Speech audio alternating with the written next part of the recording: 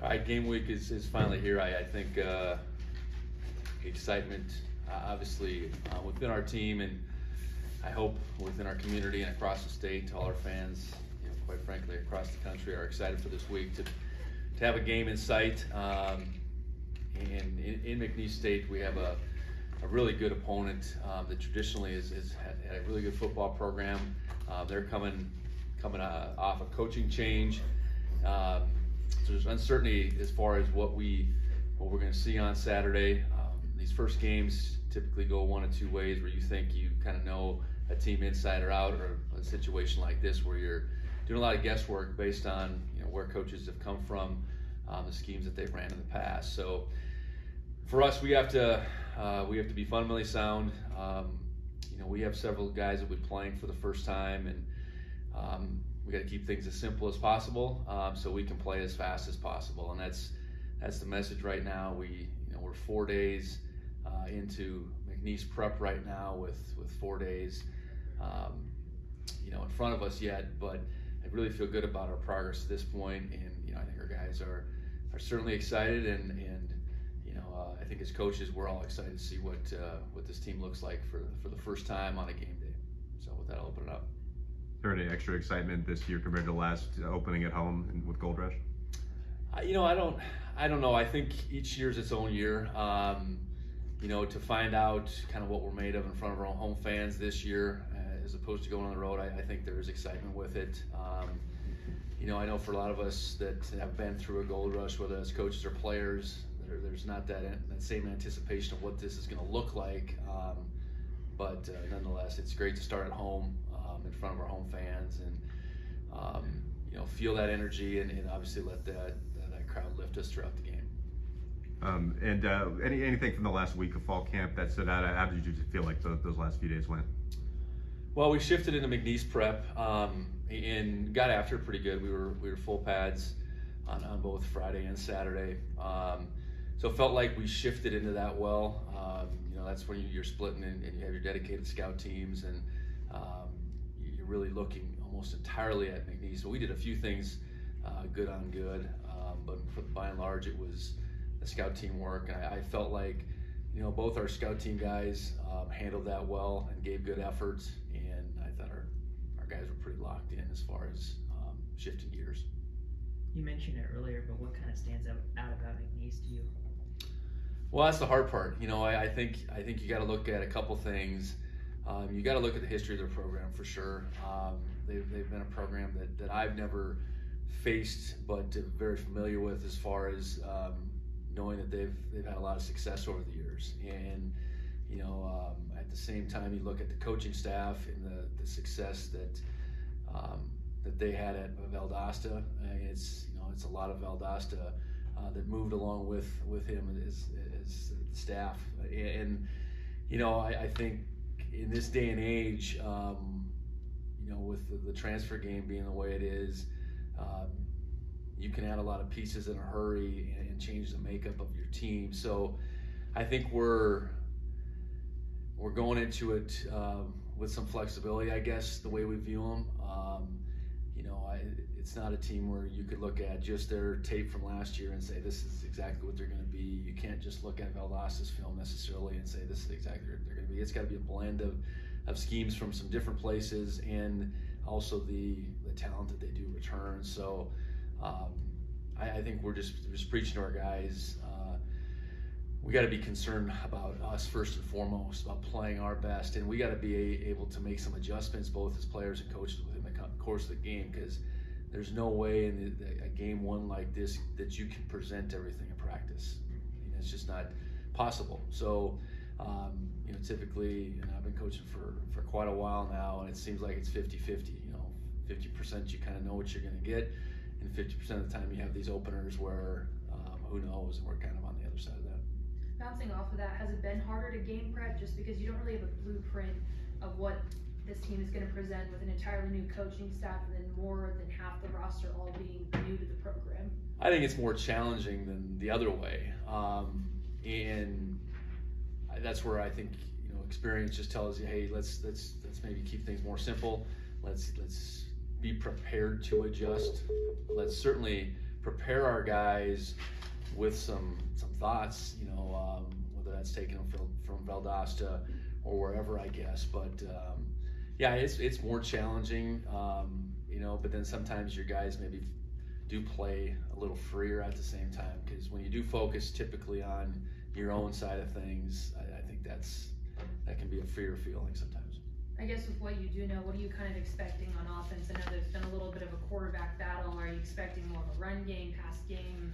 Well, they were explosive at Valdosta, and they were able to put points on the board and throw the ball plenty, but also have a very effective running game. So I think there's a balance there. Obviously, the quarterback battle playing out, and each quarterback for every team is a little bit different. So I think once we get a feel for their first quarterback, I think that can dictate some things, as series kind of pile on one another. But yeah, I think it's pretty open-minded right now. But I know they were explosive at Valdosta. I know that I'm certain that's what they aim to be in this move to McNeese. Any players in particular that stand out on film? Well, I think it is harder to judge right now.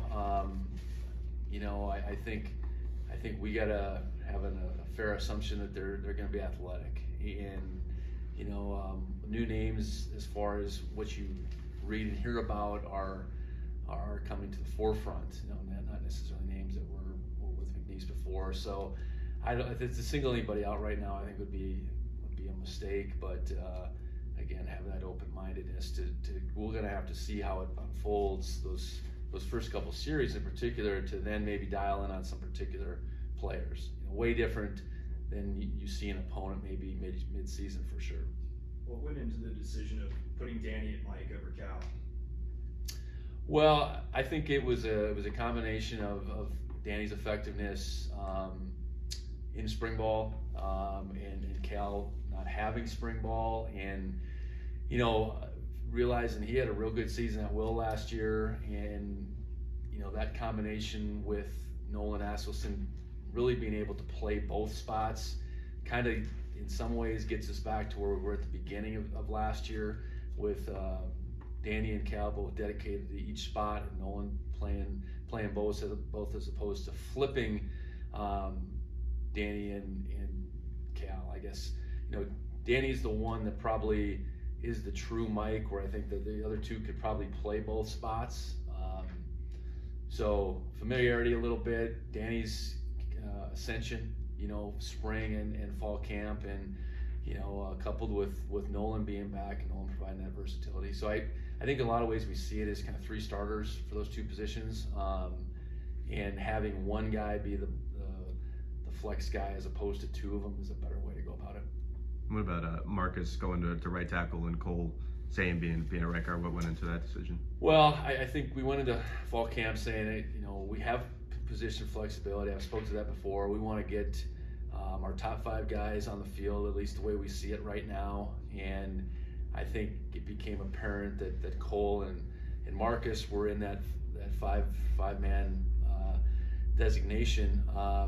And Cole's position flexibility is center and guard, and Marcus is his guard and tackle. So, putting that all together to have those guys at guard and tackle respectively is how that came about. It doesn't mean that at any one point as we go down the season that Cole couldn't play center or Marcus couldn't play guard, but right now this is where we see it fitting best. In game one, in particular for a guy like Marcus that hasn't seen any game action, I think it would be a mistake to think we can bounce him back and forth between positions. So it doesn't mean just those 5 guys are going to play, but that's how, at least if we were going to play the game today, we would start, and I trust that'll look the same on Saturday. And then Taco at punt returner, what kind of made him kind of ascend to that spot? Real steady hand all through fall camp, and he's caught the ball well. He's made good decisions, and I think he's got the ability to get into the open field. So I feel really confident about a true freshman going back there and being our punt returner and continuing to build throughout the season. And we have to. I think we went in the fall saying in the return game, schematically can only do so much. We have to get better at the return positions, and I think that's reflected in 2 new guys being at the top of those lists. And the other guy, Marquis, what kind of made him stand out in that? I think I think it's kick and punt return are different. It's a different skill set, but he was clearly, I think, the guy that we felt like would give us the best chance to make a play. He can really roll once he gets going, and kickoff return is a really a downhill. You need a guy with speed that's willing to hit it, and he's showing that.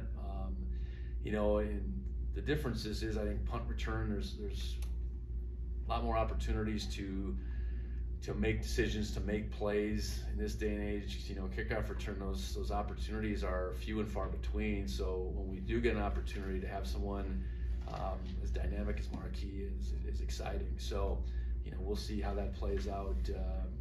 This Saturday, I think both Willie backing up Taco and Lane backing up Marquis, I think, are both capable guys and showed flashes. Have shown flashes in the past. So, but excited about what those guys bring to the return game, and we hope for the results that we're looking for. I'm curious if you could speak to, I know captains were named recently. I was curious if you could speak to those guys being selected.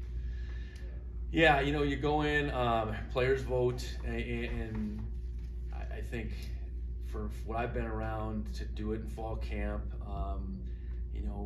when everybody on the team, I think, has kind of seen that at least the full camp. Most of our freshmen were here for a chunk of the summer, and obviously the greater amount of our team has seen these guys for a long time, and we. I think in our 4 captains, it was pretty clear cut. I think they're all guys that have played a role in the past, so this isn't something that leading isn't brand new for them. I know on offense, RJ and Tommy our guys are very thoughtful, are willing to speak up, and I think a quarterback is generally thought of to be in that position, but I think Tommy's really earned that respect with how he's continued to go about his business, both by how he works, but then how he's willing to speak up. And I think the guys on defense, Ty and Cal, they were just kind of in some ways the next up. They probably in their own right, were leaders last year. We got other guys designated the captains, but that doesn't mean that Ty and Cal were both leaders and vocal leaders at times. So I think all 4 are very deserving, and I feel really good about that group of 4. We have a group of 14 that is our bigger leadership group, our CATS Council, that will continue to lead us in many ways as well. And these 4 guys are all part of that, and they'll be the guys that I suppose take a greater responsibility. But as we lost a lot of, I think, really quality leaders last year, I think going back to January, I felt good about the leadership potential of this group, and to this point, they've shown that. Going back to McNeese State really quick, I'm not sure how much insight he can give you because it's an entirely new coach and staff, players, but has Willie Mack kind of said anything about what he knows, even though he spent 1 season there? Yeah, I think the biggest thing he knows is the returning players and what type of ability they have. I think the scheme things, you're matching that player ability to new schemes. So really no real insight on schemes, at all. But he definitely knows what capabilities the players have, whether that's offense, defense, special teams, and that's certainly not all their players at the same time. But it's certainly been an asset. And then just looking at the depth chart, I know Lane Sumner is number 2 at tailback. What kind of went into that decision? I know he's been somebody you've talked about, but him rather than Elijah at number 2. Well, I think it's a body of work. Again, how that would have ultimately played out last fall, we don't know. Lane went down that first game, so they were pretty tight last fall. And what Lane's going to be able to put together is a healthy spring and a healthy fall. And I think Lane's really a really steady guy that's continued to get better and better. And it's more, I think, about Lane's progress than anything Elijah's done. And I'd anticipate, we listed 2 there, but Elijah and Jared White are going to get some play at tailback. So like we've talked about all along, this is more than likely a 4-headed attack, volume and all that. We'll have to see it. I think they all have to prove themselves, and that starts with Kagan. And situationally, I think all 4 guys aren't limited. I think they can be on the field on all downs, but we're only going to put one of them out there at a time. So that's kind of how we started. And like I said, Lane being the backup right now is a credit to him being healthy and the progress he's continued to make. Ashley had a good question for Ty. Said, you guys, Montana State's 0-1 against McNeese State back in 02, and he's like, and we're aware and we've talked about it. Did you bring that up, or what's the story behind that? They must have seen it somewhere. That's another world away.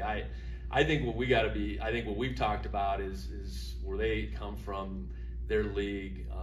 They've been a good program, and while they've been maybe a little off through the last few years, they have the capabilities. Football is important at McNeese State, and their ability to get right back up near the top isn't super complicated in this day and age. So I think what we've talked mostly about is don't get caught up into maybe what they've been record-wise in recent years. Let's think about what they're capable of, and you look at a coaching staff that comes off of the success that they had at Valdosta. There's new energy there, new ideas. You don't completely wipe the slate clean with a coaching change, but it's new energy, new life that I know we're gonna have to contend with, and that's what we've talked about more than our one game against them, I guess. Are there any absences for this game that you didn't mention last week? No, we talked about, let's see where we're at. I guess the changes that have occurred most recently would be Devin Davis and Jahari Martin. Devin had season-ending surgery. I'm trying to think if we talked about that or not. We probably didn't. No. Because we talked last Monday. And then Jahari will be back, but Jahari will be out right now. He went down. They both went down that previous Saturday. So as of Monday, we were still kind of waiting on information. So anything more you can say about Devin's surgery, like what kind of injury or anything like that? He was having he's had some shoulder issues, and it was continually got aggravated. So similar to Ty Okada, Callahan O'Reilly, some of the things that they dealt with. This was a much longer haul for him, and he's a young guy that was really making progress, but he's a young guy that has a bunch of time left at the same time here. So it was better to get him fixed up, and he would still have potentially 4 years to compete. And you have a lot of depth at that position. So I guess is there a silver lining knowing you have James and yeah, I think Devin was going to figure in amongst the 5 guys, and now we have 4, and it's one less guy, and that there's a trickle down with defensive play, but then also special teams, and I feel bad for him, but at the same time he's got the right outlook on it. And like I said, he's got a bright future, and he's come so far in the last 8 months that we feel real good about where he'll be on the other side of this. Coulter, do you have anything? Yeah, hello, Coach. I just have 4 for you here. So first of all, you mentioned sort of the position, the offensive versatility on the offensive line. But I want to know just about what it's like for them to get their first real test, because I know they've been getting tested by your very talented defensive front, but what's the biggest difference when you get into a real game and, when teams are doing stuff maybe you didn't expect? How do you hope that those guys respond? How do you hope that they're tested on Saturday? Well, I think you kind of alluded to it there. They're going to get tested. They're going to be presented with some some things that we haven't exactly prepared for, so they can't panic. I think that's the biggest thing. You're an experienced guy, rarely lets panic enter his mind. I think a new guy can, and we really got to fight against that. I think they got to know that they're not going to be perfect. We want them to play fast, and sometimes you play fast. One play doesn't work, and then you got to move on to the next one. And that's probably the biggest thing with that whole crew now playing together for the first time. Justice has played the games he's played, but that's 1 year. Rush played what he played. Cole's played some. JT played a season of JC ball last year. Marcus hasn't played. So, they're all coming at it from a little bit different angle, but, we're going to throw Jacob Kettles out there at times, Titan Fleischman. I think all those guys just have to realize, hey, this, let it slow down, take a deep breath, one play to the next, stay within the context of what you've been taught. Don't try to do too much. So easier said than done, though. And I think our preparation through fall camp and now as this next couple days, hopefully puts them in where they have a peace of mind that they can go out there and play confidently and play as fast as possible. And you mentioned the new coaching staff there at McNeese State. I want to ask you just about the junior college angle. It seems to me that a lot of times at a JC, when you're coaching, you sort of have to take what is at your disposal, right? So it seems like there's a lot of flexibility that goes into that, but maybe a lot of diversity as well, schematically, and also just kind of changing and morphing your identity each year. So, what do you think of just the thought of actually coaching at a junior college? I know you have not done that, but it seems as if maybe there's guys with a lot of flexibility that do come from that level. Yeah, no question. I think you're going to have guys maybe 3 falls at the most if they happen to redshirt. Sometimes you're going to have them for a fall. Typically, you hope to have them for 2. So your turnover, the numbers you're dealing with, development is seen probably in a different light. Obviously, you're trying to develop them for the next step. So I do think there's a lot of aspects to coaching at that level from that long-term mindset that are way different, but you're still coaching football, you're still coaching the schemes you believe in and trying to get guys to perform to their best. So I think that part is the same, but your short-term versus your long-term view is quite a bit different. And you mentioned just how football does matter at McNeese State. You look at it, you look at the history of the program. They've won 14 conference championships. They've played for the 1AA title a couple times. I know that's 20-plus years in the past, but it's a proud school, proud football tradition. So, can that influence now, the here and now, as you prepare for an opponent? Well, what I would say to that, tradition doesn't just go away. And if you've had it over time at your institution, to light that fire, it doesn't necessarily take years. It just takes gaining a little momentum. And obviously they made the hire they did because of the success that he had at Valdosta, and there's an expectation that this staff has to win like they've been winning, and you couple those two things together with a institution and a community that rallies around their team. You have a coaching staff that expects to win. You can catch fire pretty quickly. So that's where we're talking to our guys again about we got to live in the moment of where this team is right now. Don't look at maybe where they've been the last couple years or whatever record wise.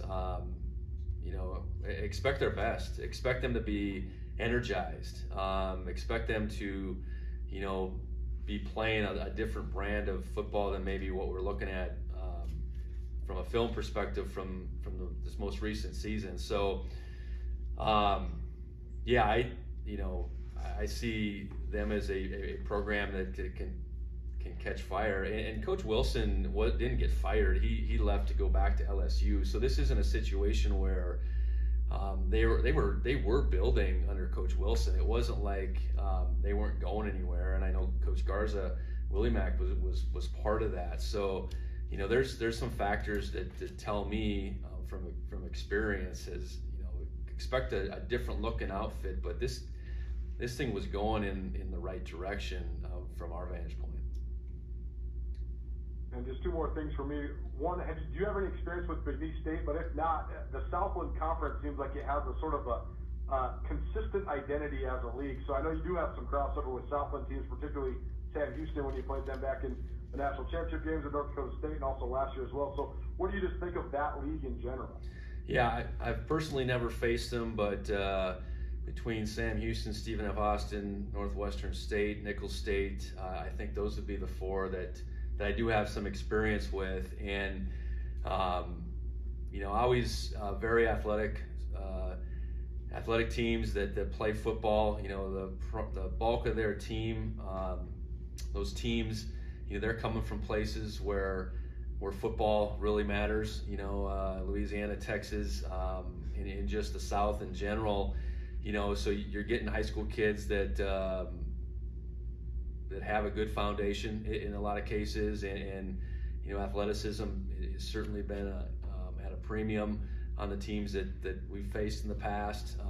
So that's kind of that I would tag McNeese right there, and that's where you're not maybe playing McNeese in the past, but you're seeing them on film against any one of those four opponents. So I've always had a great deal of respect for that league and for a program like McNeese, even though I've never went head-to-head against them. And last thing, I just want to ask you about your quarterback one more time. I know Tommy has put in a ton of work, but how do you hope he sort of channels that work? Because it is sort of this 9 months of preparation and improvement since the last time he took the field with an injury in between. So what confidence level do you have in him as he retakes the field, and what sort of work have you seen behind the scenes that gives you that confidence? Well, we have a lot of confidence in him. Physically, he's continued to develop. I think his running ability, is every bit now what it was before the injury. He's worked really hard to get back, and that's something I know he can go to when he needs to. I suppose we can go to it as well. As a passer, he's continued to develop, and I think the biggest thing going back, say to like December, January to now, I think his understanding of what we're trying to do, while it's still a work in progress, is so much further along. Tommy's really smart, and intelligence in some cases can hold you back because you know too much. Your experience, you want your experience to kind of catch up with your intelligence. So I think while he is as a brilliant thinker, as a quarterback, there's that mode where you just got to play too. So I think that's probably striking that balance is really the thing that we're looking for. Not trying to do a million things with them, trying to keep it, again, as simple as for him as we can so that he can play as fast as possible. And that's both in the run game, the pass game, but then also being able to make decisions at the line of scrimmage that puts our offense in the best play. So we've taken everything a little further, but he needs he needs all these experiences to kind of catch up with how dang smart he is. And that's, I think that'll be a continued work in progress, especially through the first half of the season. But really happy with where he's at, leadership, competitiveness. We couldn't ask for much more in a young man. Good culture? Yep. Just one more for me. How has Coach Housewright evolved? Kind of what is he like now as a coach with year two in this offense? I think your first time through as a coordinator, is a learning experience, and then it needs to continue to be a learning experience. I think he, I think the biggest thing we have in year two is we have a better sense. He has a better sense for how our playmakers fit in this offense. We have more playmakers in year two. I think he did a good job of really evaluating, the good and the maybe not so good from last year, and even, how he went about things. And, what I do appreciate about him, I think he is a constant learner. I think as far as that goes, we have a system, but he's willing to, I think evolve to our talents. And I think until you've been the coordinator, I don't think you really see that, how that really works. And I think he's done a really good job from one year to the next in going about that process, and then continuing to both lead a group of grown men in the coaching staff, but then the younger men in that room, as far as the offense goes, I know he's continued to build his thoughts about how to go about all that. So I think we anticipate that we're gonna have an explosive offense this year. How exactly that'll all come together, we'll start finding that out on Saturday, just based on who's gonna be able to step up and